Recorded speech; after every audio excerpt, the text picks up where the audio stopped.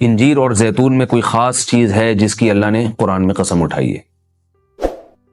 اللہ تعالیٰ کی عادت ہے کہ کبھی بھی اپنے پیغمبروں کی خوراک وہ چیز نہیں بناتے جو صحت کے لیے نقصان دہ ہو، اور قرآن میں ایسی چیز کا تذکرہ نہیں کرتے بطور نعمت کے جو صحت کے لیے نقصان دہ ہو۔ تو اس یقیناً انجیر اور زیتون میں کوئی اضافی چیزیں ہیں کہ اللہ نے قرآن میں انار کا بھی ذکر کیا، اللہ نے انگور کا بھی ذکر کیا، مگر میرے علم میں ایسی کوئی آیت نہیں جس میں انار یا انگور کی قسم اٹھائی ہو۔ تو یہ بھی یقیناً بہت بہترین پھل ہیں، لیکن انجیر اور زیتون کی اللہ قسم اٹھا رہے ہیں کہ یہ گواہ ہیں کہ انسان بہت بہترین ہے۔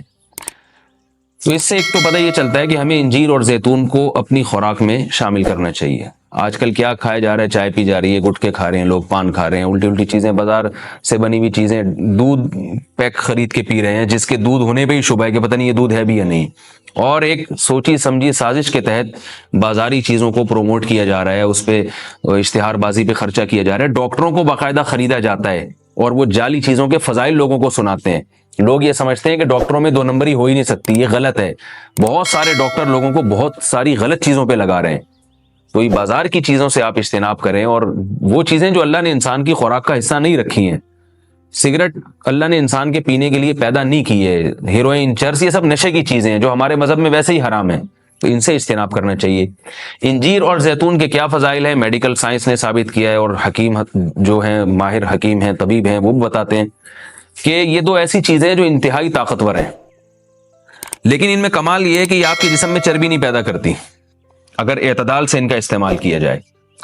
ہم دیکھتے ہیں کہ جب بھی کوئی چیز بہت زیادہ انرجی دیتی ہے ہمیں، تو ساتھ ساتھ اس کے ساتھ مصیبت یہ ہوتی ہے کہ وہ موٹاپا بھی لاتی ہے، وہ چربی بھی بڑھاتی ہے، وزن بھی بڑھاتی ہے۔ لیکن انجیر بہت طاقتور چیز ہے، نہ صرف یہ کہ آپ کے جسم میں چربی بڑھاتی نہیں ہے بلکہ چربی کو ختم کرتی ہے، کولیسٹرول لیول آپ کا گراتی ہے۔ یہ زیتون میں بھی ایسے ہی ہے کہ زیتون آپ کی صحت کے لیے انتہائی مفید اور بہت طاقتور ہے، اور کولیسٹرول لیول آپ کا کم کرتا ہے، لیکن یہ ضروری ہے کہ اعتدال سے ہو۔ اگر آپ بہت زیادہ کھانا شروع کر دیں گے تو پھر زیتون بھی چربی پیدا کرتا ہے۔ ظاہر ہے اعتدال تو ہر چیز میں ضروری ہے۔ اور کچھ چیزیں ایسی ہیں انجیر اور زیتون میں جو میڈیکل سائنس کہتی ہے کہ انجیر پیٹ کے کیڑوں کو ختم کرتی ہے، انجیر قبض کو ختم کرتی ہے۔ قبض کا سب سے بہترین علاج ہی انجیر ہے۔ لوگ اس طرف توجہ نہیں دیتے، دوائیں کھاتے ہیں، ایلوپیتھک دوائیں کھاتے ہیں، اس کے سائیڈ ایفیکٹ بہت سارے ہوتے ہیں۔ تو اگر ہم اپنی خوراک میں روزانہ کچھ نہ کچھ انجیر کا استعمال رکھیں تو بہت ساری بیماریوں سے انشاءاللہ ہماری حفاظت ہو جائے گی۔ انجیر میں خاص بات یہ بھی ہے کہ یہ خون پیدا کرتی ہے، سالے خون جسم میں بناتی ہے، لیکن انجیر کے استعمال کا طریقہ یہ ہے کہ اس کو بہت زیادہ چبا کے کھانا چاہیے اچھی طرح۔ زیتون میں بھی اللہ نے بہت کچھ رکھا ہے۔ قرآن مجید میں اللہ تعالیٰ نے زیتون کی الگ سے بھی فضیلت بیان کی ہے۔ فرمایا کہ اللہ نے اپنے نور کی مثال دی ہے قرآن میں، اللہ نور السماوات والارض مثل نورہ کمشکاۃ فیہا مصباح المصباح فی زجاجہ الزجاجۃ کأنہا کوکب دری یوقد من شجرۃ مبارکۃ زیتونۃ لا شرقیۃ ولا غربیہ۔ اللہ نے فرمایا کہ میری مثال اس نور کی ہے، یعنی ہدایت کی ہے، کہ جیسے کسی اندھیرے میں کوئی چراغ رکھا ہو۔ اب اس چراغ میں اللہ نے مثال کس دی ہے؟ یعنی زیتون کی دی ہے، کہ وہ چراغ جس کو زیتون کے تیل سے جلایا جا رہا ہو، یعنی ایسے تیل سے جو مبارک درخت سے نکالا گیا ہو۔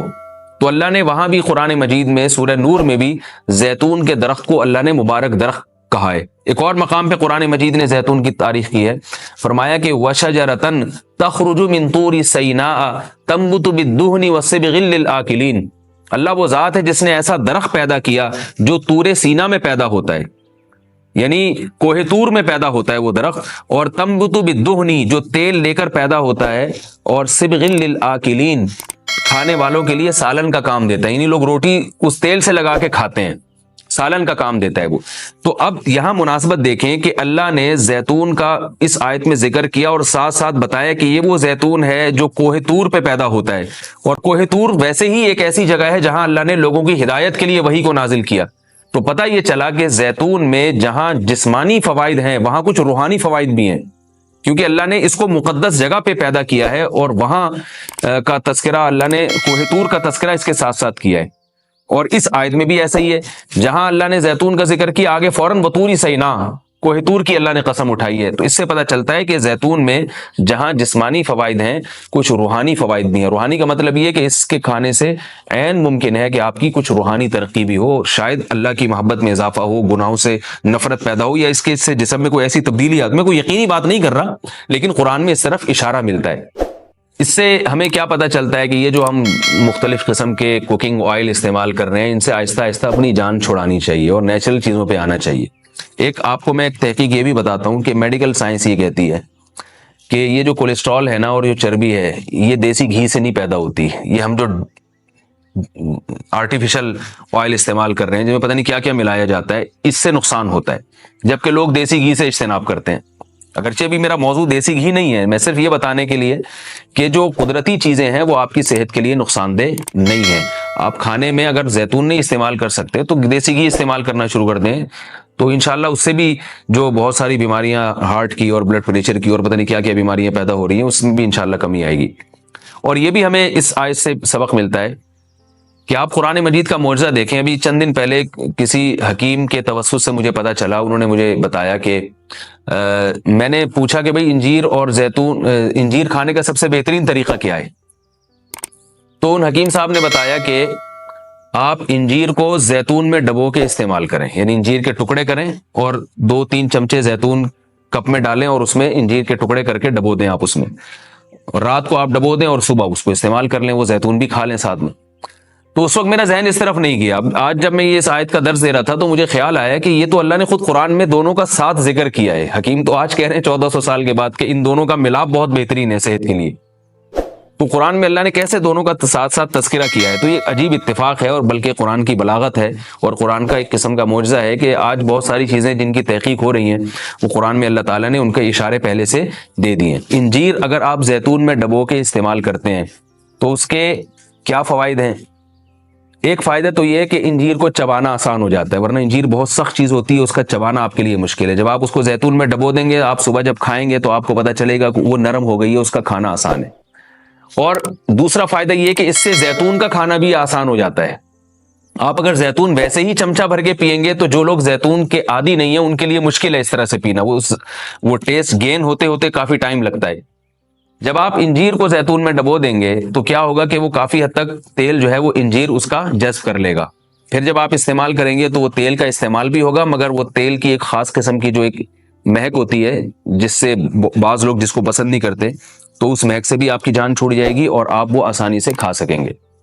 دوسرا فائدہ اس کا یہ ہوتا ہے کہ یہ جو کمبینیشن ہے انجیر اور زیتون کا، کچھ فائدے انجیر میں ہیں جو زیتون میں نہیں، کچھ فائدے زیتون میں ہیں جو انجیر میں نہیں، تو یہ کمبینیشن ایسا ہوتا ہے کہ آپ کو ایک صحت کے لیے ایک بہترین ٹونک مل جاتا ہے، کولیسٹرول لیول آپ کا کم ہو جاتا ہے، قبض آپ کا ختم ہو جاتا ہے، یعنی اطباء یہ کہتے ہیں کہ یہ 2 آتشہ بن جاتا ہے، یعنی انجیر کا فائدہ بھی ڈبل ہو جاتا ہے اور زیتون کا فائدہ بھی اس سے ڈبل ہو جاتا ہے۔ تو جب اللہ نے قرآن مجید میں ایک چیز کا بہت اہتمام سے تذکرہ کیا ہے تو ہمیں اس کو استعمال میں لانا چاہیے۔ میں نے عربوں کو دیکھا ہے وہ بہت زیادہ انجیر اور زیتون کا استعمال کرتے ہیں، مگر ہمارے ہاں صبح صبح لوگ جیم کا استعمال کر لیں گے، شہد نہیں استعمال کرتے، اور بچوں کو ٹافیاں کھلا دیں گے، انجیر نہیں کھلائیں گے کبھی بھی۔ میں اپنے والد صاحب کو دیکھتا تھا، وہ ہمیں انجیر لا کے دیا کرتے تھے، ہم کھاتے تھے اس کو شوق سے، والد صاحب خود بھی استعمال کرتے تھے۔